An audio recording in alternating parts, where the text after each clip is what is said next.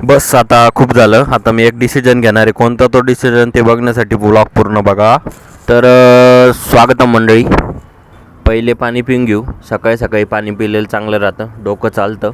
तर रुटीनमध्ये बिघाड झाला तर काय होतं आज तुम्हाला सांगतो मी. लहानपणी माझ्याकडे एक डमरू होता, तो मी एक जत्रेतून आणला होता आणि आज या डमरूवाल्याला बघून मला त्या डमरूची आठवण आली.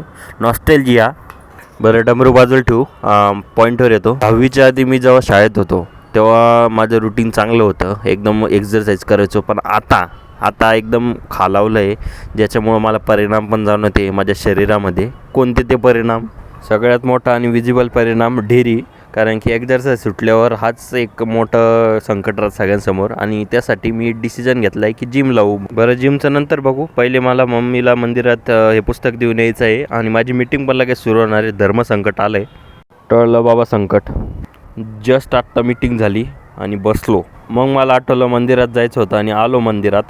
थोडी प्रभूंची ध्यान साधना करू म्हणलं, नामजप करू थोडं डोळे झाकून. आणि मंडळी, आज आपलं ATM कार्ड आलं आहे SBI बँकेचं. कारण की माझ्याकडे जे पण ATM कार्ड त्याच्यावर माझं नाव नाही आणि हे पहिले ATM कार्ड ज्याच्यावर माझं पूर्ण नाव आहे.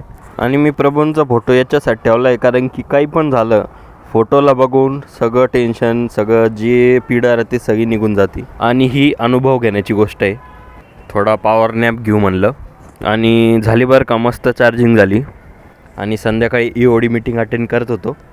आणि ह्या ज्या गोष्टी आहे ज्या आपल्याला चॅलेंजिंग वाटतात त्या खरं तर आपल्याला बलवान बनवतात. आणि नंतर आज मिरॅकलच झाला. सगळे मराठीतून बडबड करायला लागले. दररोज तर हिंदी आणि इंग्लिशशिवाय पर्याय नसतो.